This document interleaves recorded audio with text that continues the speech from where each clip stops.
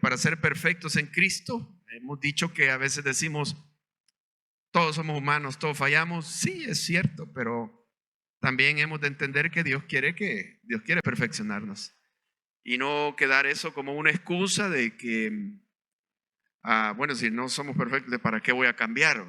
Pero para perfeccionarse en Cristo, primero hay que conocer a Cristo en su dimensión divina. Él es Dios, y esto hablamos el domingo pasado, pero vamos a hablar de su gran obra, su obra maestra, y eso es la reconciliación.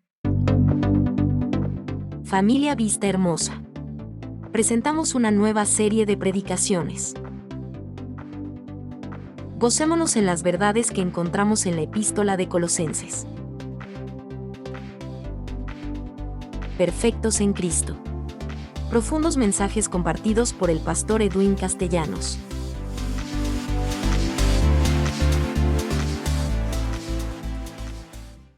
Así que en esta ocasión nos vamos a concentrar en eso, pero vamos a comenzar leyendo el antecedente en el versículo 15 y vamos a llegar al versículo donde comienza el tema de hoy. Nos dice así: Él es la imagen del Dios invisible, el primogénito de toda creación, porque en Él fueron creadas todas las cosas, las que hay en los cielos y las que hay en la tierra, visibles e invisibles, sean tronos, sean dominios, sean principados, sean potestades.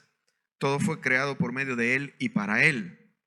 Y Él es antes de todas las cosas, y todas las cosas en Él subsisten. Y Él es la cabeza del cuerpo, que es la iglesia. Él, que es el principio, el primogénito de entre los muertos, para que en todo tenga la preeminencia, por cuanto agradó al Padre, que en Él habitase toda la plenitud. Y aquí es donde comenzamos para hoy. Y por medio de Él reconciliar consigo todas las cosas, así las que están en la tierra como las que están en los cielos, haciendo la paz mediante la sangre de su cruz. Y a vosotros también, que erais en otro tiempo extraños y enemigos en vuestra mente, haciendo malas obras, ahora os ha reconciliado en su cuerpo de carne por medio de la muerte, para presentaros santos y sin mancha e irreprensibles delante de Él, si en verdad permanecéis fundados y firmes en la fe, y sin moveros de la esperanza del evangelio que habéis oído, el cual se predica en toda la creación que está debajo del cielo, del cual yo, Pablo, fui hecho ministro. Hermano, pues para ser perfeccionados en Cristo, no solo hay que conocerlo a Él en su dimensión como Dios, sino que también hay que entender cómo Él considera de importante la reconciliación. La reconciliación de nosotros con Él y la reconciliación entre nosotros, entre los seres humanos. ¿A usted le gusta vivir en pleitos? Parece que hay gente que le gusta vivir en pleitada. Se levantan queriendo agarrar pleito con alguien, como que necesitan humillar a alguien, imponerse, dar gritos. Pero otra gente no nos gusta para nada. Lamentablemente los pleitos se dan a veces dentro de un seno familiar, con la misma familia. A veces con los vecinos, hermanos, no sabemos. Cuestiones de parqueo, cuestiones ahí que de bullas, etcétera, si alguien ha tenido. Y a veces duran años esos pleitos entre vecinos. Conflictos dentro de la iglesia. Dos personas que mejor entran por puertas diferentes para no saludarse. Pero ¿a quién le gusta vivir así, hermano? A Dios no le gusta vivir así. Y Él va a hacer todo el esfuerzo de parte de Él para entrar en una reconciliación con nosotros y con todo lo que se ha arruinado. Así que si soy seguidor de Cristo, tengo que admitir en mi corazón que debo de arreglar conflictos que pueda arreglar, porque algunos no se pueden arreglar, pero al menos me abro a que haya una reconciliación. Veamos el primer punto de esto, cómo Dios reconcilia, dice, todas las cosas. Aquí estamos hablando de cosas, no de seres, sino que aún las cosas, el universo. Y nos lo dice de esta manera, versículo 20: y por medio de Él reconciliar consigo todas las cosas, las que están en los cielos, en la tierra, como en el cielo, haciendo la paz mediante la sangre de su cruz. ¿Por qué? ¿Qué ha pasado que tiene que reconciliar las cosas?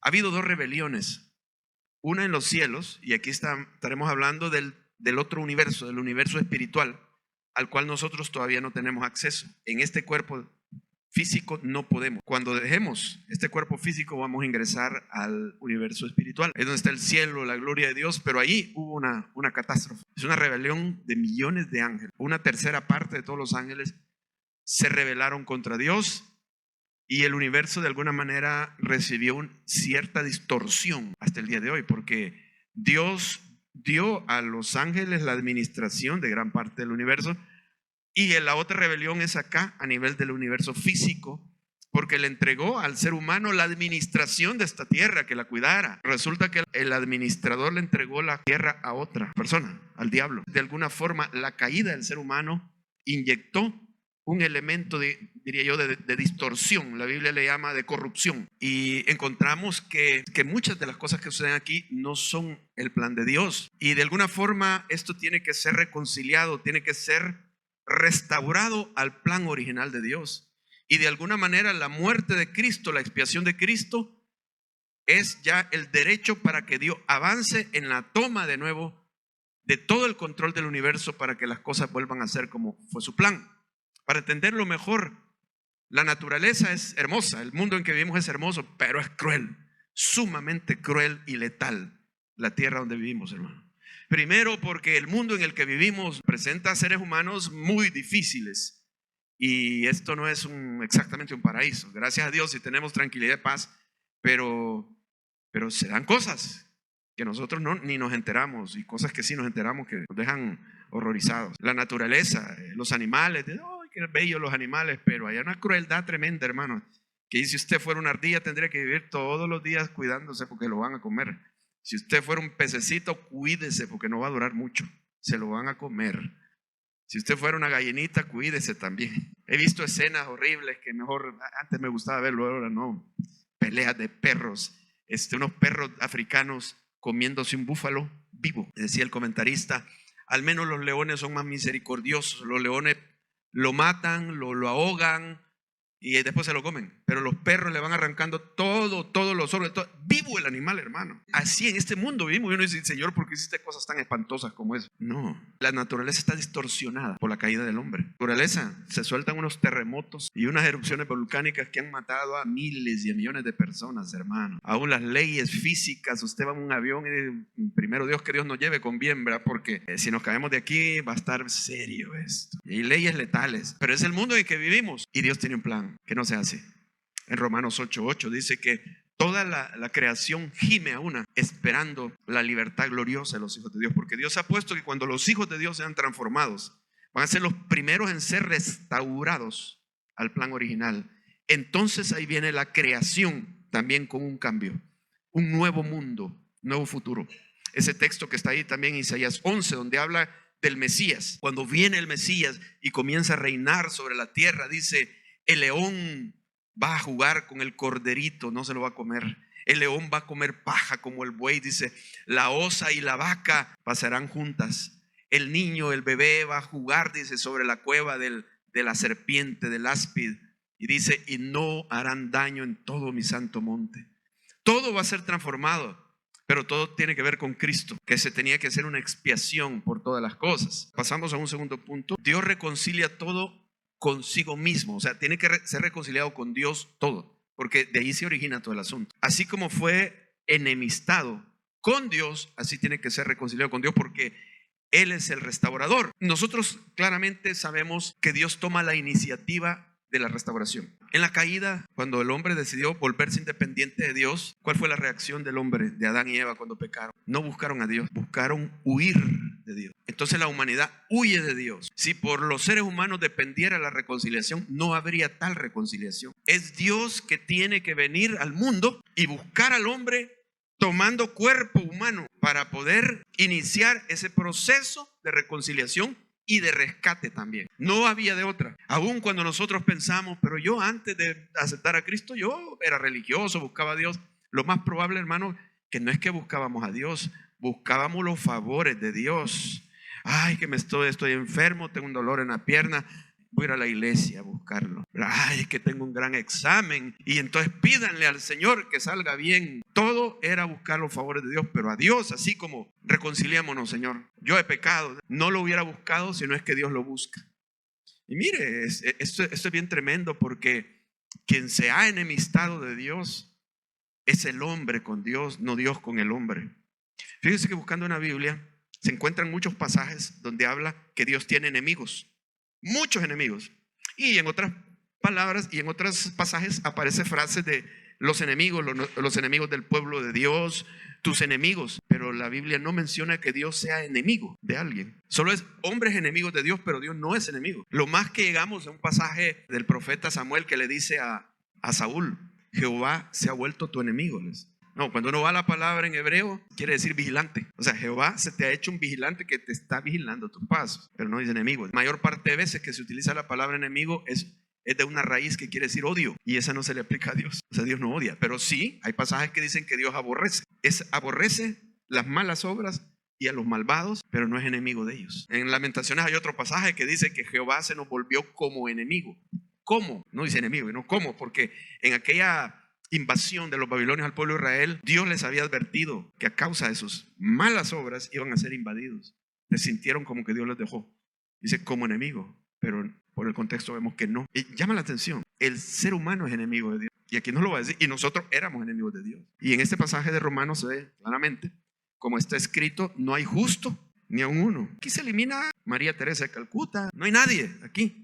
No hay justo ni a uno, todos somos pecadores. Hay pecados que se ven y hay pecados que no los ve la gente, los ve Dios. No hay justo ni a uno, no hay quien entienda, mire qué, no hay quien busque a Dios. Todos se desviaron, aún se hicieron inútiles, no hay quien haga lo bueno, ni siquiera uno. Cuando nosotros buscamos a Dios, era Él buscándonos a nosotros. Él el que nos ponía el deseo porque ya nos tenía de antes de conocernos para atraernos a Él. Si usted está aquí ahora, hermano, sépalo, que es porque Dios lo conoció desde antes y trabajó en su corazón para llamarlo, porque dice Jesús: no me elegiste vosotros a mí, sino que yo os elegí a vosotros. Por eso usted recibió a Cristo, porque lo había elegido. Qué maravilloso. Porque si no hubiese sido así, nosotros como humanos, nuestra naturaleza es tal y tal rebelde con el Dios verdadero, no con ídolos. Ídolos abundan, pero el Dios verdadero le huimos como seres humanos. Es Dios quien va a tomar la iniciativa de la reconciliación, porque el hombre no lo va a hacer. Eso nos hace pensar que hay situaciones de enemistades. Si tienes enemigos tú, o gente con quien estás, que hay un conflicto, y puede ser que tú sepas que hay una causa y a veces no se sabe. A veces hay personas que uno, ¿y qué le he hecho? Pero te oyen las pedradas que te zumban por acá, te están hablando, ¿y qué le he hecho? A veces sí. De cualquier forma, hermano, yo te pido que te abras, ya viendo el ejemplo de Dios, a la reconciliación. Cada caso es diferente y a veces no es el momento, pero que te abras y que ores a Dios por una reconciliación, porque Dios es así y Dios la quiere. Y una de las cosas más maravillosas que pueden suceder en las relaciones es la reconciliación. A veces ya no se puede volver al pasado y arreglar las cosas, pero la reconciliación nos madura, nos da grandes lecciones y grandes bendiciones también. Y si es posible tomar la iniciativa, tómala, porque Dios la tomó también. Sigamos. Dice también, Dios reconcilia asumiendo un precio. En el caso de él es la muerte de su hijo. No había de otra. Entonces su hijo tiene que tomar cuerpo humano, porque habían condiciones para poder salvarnos a nosotros. Tenía que ser alguien de la raza humana. Un ángel no nos podía salvar. Y eso hace que el mismo Dios tenga que ser el Redentor y tomar cuerpo y nacer. Y entonces se presenta alguien inocente de entre la raza humana, que toda es pecadora, y ser el pago. Este inocente está implicando que no tenía pecado, porque todos los demás somos culpables. Tenía que ser un no culpable. ¿Y quién puede ser ese? Ahí en Apocalipsis 5 habla de que se buscó ¿quién era digno? Y ni en los cielos ni en la tierra había nadie digno. Ahí no estaban las Marías ni nadie. Y le dice el ángel: no llores, le dice a Juan, hay un único digno sin pecado. Este es el Cordero de Dios, el león de la tribu de Judá, nuestro Señor Jesucristo. El único, con cuerpo como nosotros tenía que ser, no un ángel. Lo hizo venir y entregar lo más precioso, que es su vida. Su sangre era el precio que valía nuestra reconciliación. El precio fue dado, la obra está terminada. Así que su reconciliación con Dios es auténtica, es real. Usted ya no va a recibir el reclamo de sus pecados. Ha sido lavado por medio de la sangre de Jesús, pero implicaba un precio. Si Dios no hacía eso, no había tal reconciliación. Así que, hermanos, a veces en nuestras relaciones personales tenemos que reconocer cómo es Dios en su carácter. Qué importante para Él es la reconciliación. Aún nos transmite que aún con nuestros enemigos, aún con la gente que no nos quiere, hermano, tenemos que mostrar el carácter perfecto de Dios. Por eso dice: sed perfectos como vuestro Padre que está en los cielos es perfecto. No podemos ser como los demás. Hemos sido llamados a otra cosa. Y por eso dice así: así que si tu enemigo tuviere hambre, dale de comer. Si tuviere sed,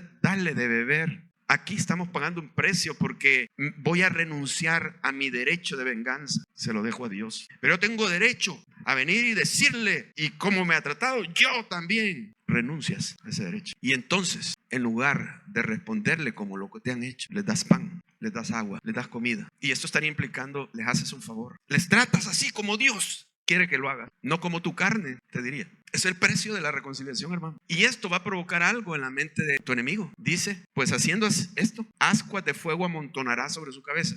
Las ascuas de fuego son carbones encendidos que se ponen en un horno donde se va a fundir un metal, una varilla de metal. Se ponen esas ascuas de fuego, se les prende a alta temperatura y el metal comienza a derretirse. Tus enemigos así serán. Cuando ven que tú no respondes de la misma manera, porque esperan pleito. Ellos te han hecho, han dicho. Y tú en lugar de llegar con el machete, llegas con una comida, con pan. No se esperaban. Los hace pensar, ¿no será que yo me he portado mal? Que yo he caído bajo en esto. La persona es muy diferente de lo que me habían dicho o de lo que yo me imaginé. Ascuas de fuego, porque en su cabeza empieza a derretirse esa dureza que tiene porque te está conociendo. Y el otro consejo es fabuloso y dice, no seas vencido de lo malo, sino vence con el bien el mal. Entonces no se trata de ser pasivos. ¿Cómo vamos a vencer el mal, hermanos? ¿Cómo? Por medio del bien. Proponte eso. Alguien te hace mal, tú le haces bien y lo vas a vencer. Y cuando viene el momento de la reconciliación, ¿cómo es posible que alguien que era enemigo ahora te hable amistosamente? Pero es que tomaste la iniciativa y pagaste un precio.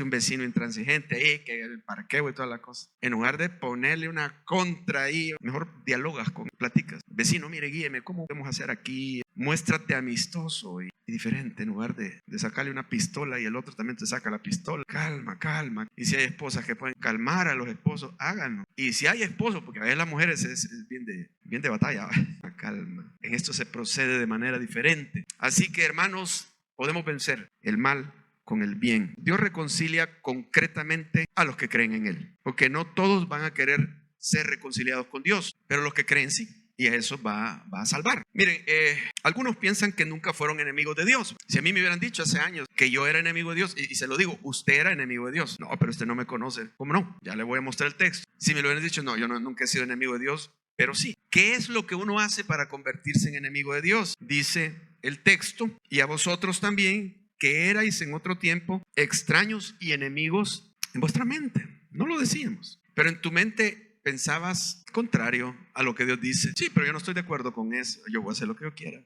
Eso te convertía en enemigo de Dios. Y también dice, haciendo malas obras. Entonces ahora os ha reconciliado con Él, porque éramos enemigos. Solo el hecho de ser malas obras, ya te convertiste en enemigo de Dios y pensar de otra manera.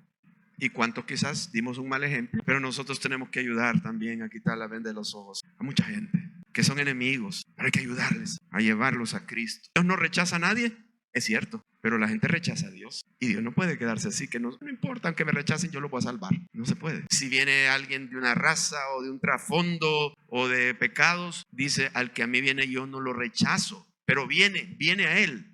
Ahí sí, en ese sentido. Pero así que automáticamente lo va a salvar solo por el hecho de ser humano. Miren lo que dice este texto. Porque no envió Dios a su Hijo al mundo para condenar al mundo, sino para que el mundo sea salvo por Él. Claro, esto es. Pero el mundo no quiere a Dios. Entonces dice, el que en Él cree no es condenado, pero el que no cree ya ha sido condenado. O sea, que hay una diferenciación. Ya ha sido condenado porque no ha creído en el nombre del unigénito Hijo de Dios. Y no es en cualquiera, sino que es en el unigénito Hijo de Dios. Y esta es la condenación, que la luz vino al mundo y los hombres amaron más las tinieblas que la luz, porque sus obras eran malas. Las reglas están claras ante Dios, no hay donde perderse. Entonces esta reconciliación ha sido posible con todos aquellos que han confiado en el Hijo de Dios, y esos son los que van a formar el reino de Dios. Y muchísimos seres humanos. Veamos esto otro también. Dios reconcilia para darnos una mejor identidad. Miren, hermanos, aquí nos dice este texto, en su muerte ha sido también para presentarnos santos y sin mancha e irreprensibles delante de Él. Ustedes me hubieran dicho esta frase a mí cuando yo era inconverso, no lo hubiera entendido. Que si quería ser santo, sin mancha e irreprensible delante de Dios, carcajadas. Pero yo veo cómo es la mano de Dios, que habiendo estado en ese ambiente, Dios nos haya sacado. Ahora pensamos tan diferente, hermano, de lo que fuimos. Nos quitó las vendas de nuestros ojos. Así que ahora es un honor que Dios quiera que viva así. Y que esa sea mi nueva identidad, buen cristiano. Pero este es nuestro honor, la nueva identidad que Cristo nos ha dado. y que busquemos serlo así. Así en la luz podemos ahora distinguir las cosas, las tinieblas. Si alguien no aspira a ser así, dudo de su conversión. Si alguien quiere destacar en el mundo como ser un mujeriego, un perverso, y se siente bien que lo admiren así, qué desgracia, hermano. Qué vergüenza. ¿Cómo ha jugado con tanta gente? ¿Cómo ha sido mentiroso? Hermanos, no amemos nuestro pecado. Digámonos así. He sido un cínico, un sinvergüenza. Claro, Dios me ha dado una nueva identidad, pero también tengo ese viejo hombre con el cual no debo ni jugar. No amemos, no nos chinchiniemos. Acusémonos como debe de ser, porque ahora Dios nos ha dado una nueva identidad. Dios reconcilia para que prediquemos la reconciliación. Esto es el mensaje del Evangelio, es que predicamos la reconciliación con Dios y la reconciliación entre nosotros en nuestros pleitos. Va implicado eso, porque Dios nos está dando un ejemplo a seguir. Esa es la naturaleza divina. Y si nosotros no lo vivimos y vivimos en pleitos y fomentando pleitos y divisiones, wow, hermano, se duda en realidad que conozcamos a Dios. Porque si metemos cizaña y estamos fomentando pleitos y hablando mal así, eso no puede ser. El evangelio se vive en el ambiente de actuar como Dios lo haría, la reconciliación. Ahora predicamos la reconciliación. Mire este texto que es precioso. Este es de otro de las epístolas, 2 Corintios 5, 19, 20. Mire lo que dice. Que Dios estaba en Cristo reconciliando consigo al mundo, de nuevo, al mundo, no tomándoles en cuenta a los hombres sus pecados. Usted se pone a pensar que Dios vendría a reclamarle por sus pecados y a sacárselos en cara. Yo no creo. Cuando Él ha perdonado y se ha reconciliado, ya no está sacando a la cara los pecados. No sé, hermano, si un ser querido se le estuviera yendo y llegara a reclamar, porque allí se ejerce un perdón y un olvido. Y si me dijera, mira, perdóname, porque no te preocupes, todo eso es olvidado. Yo digo, ¿cómo Dios va a estar siempre atacándonos con nuestras faltas? No vea a Dios así, por favor.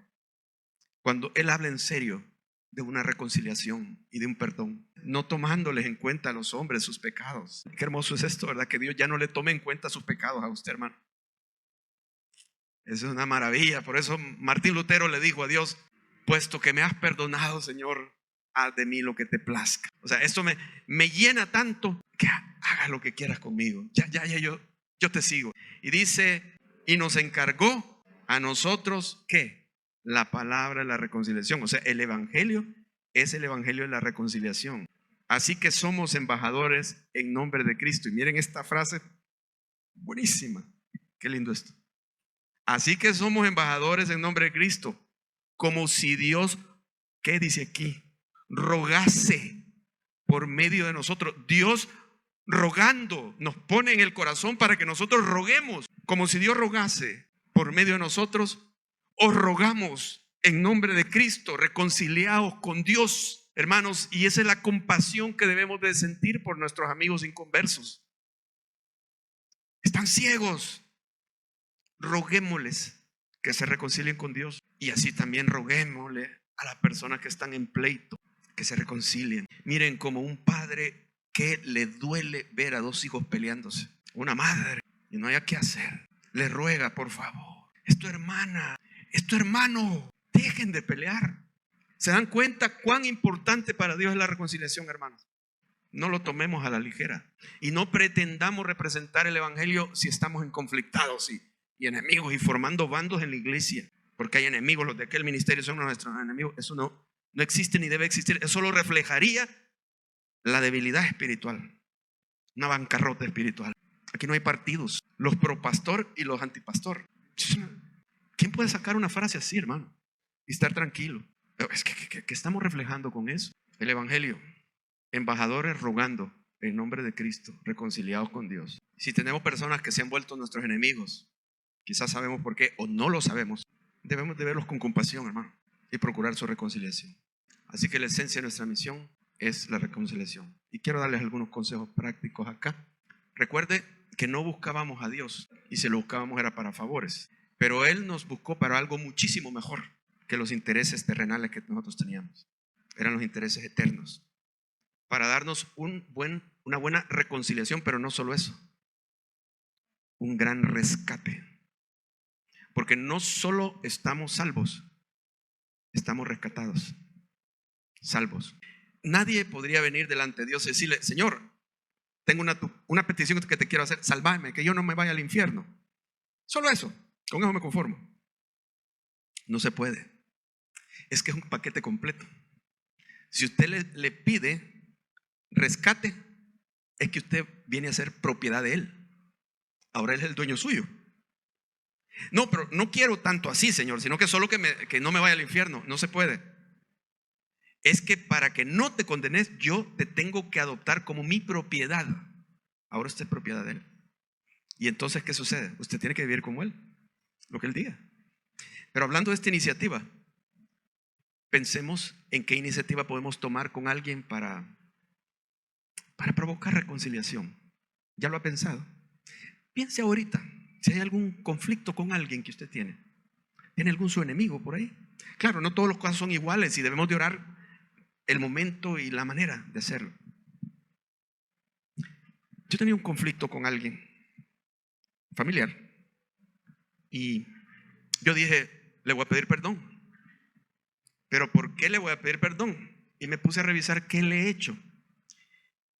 Y yo encontraba que mi conciencia no me decía más que una cosa que yo le dije en una discusión donde me estaba diciendo un montón de cosas, hasta me maldijo, hermano.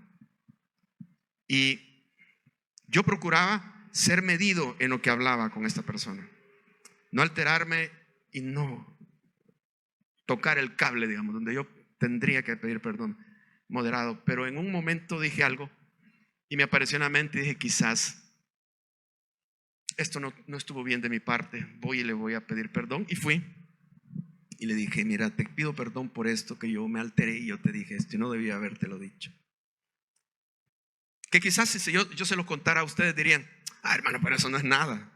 Pero a mí me molestaba en mi mente. Y entonces vi a la persona, una persona enojada. Me dijo, se sonrió y me dijo, qué bonito es vivir en paz, me dijo. Qué bonito es no discutir. Sí, hombre, y ya empecé. Y eso ayudó. La persona jamás me pidió perdón. Me maldijo y un montón de cosas y nunca me pidió perdón. Pero yo no lo reclamo.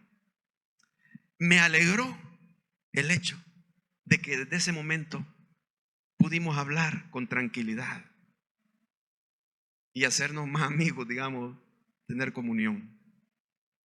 Él nunca lo pidió perdón, que él nunca lo hubiera hecho, no hubiera tomado la iniciativa.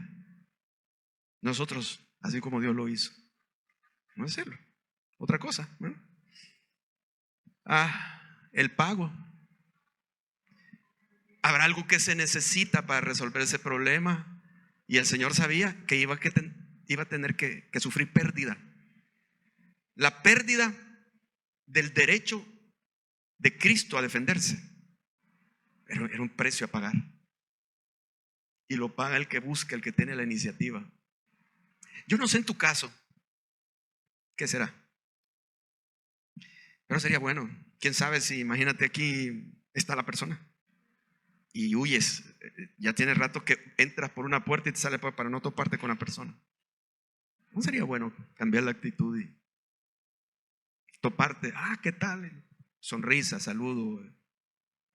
Y si pueden platicar, pues amén. Pero es la voluntad de Dios que no vivamos así, hermano. Aunque creamos que avanzamos, no avanzamos. Eso nos mantiene atados, porque no hemos entendido el ministerio de la reconciliación. Y si podemos reconciliar entre nosotros los hermanos, vamos a tener mayor capacidad de tener compasión por los inconversos e ir y rescatarlos a ellos, hermanos. Hermanos, estamos llamados a cosas maravillosas de parte de Dios, pero a veces, como les digo, hay que asumir una pérdida de parte de nosotros para solucionar el problema.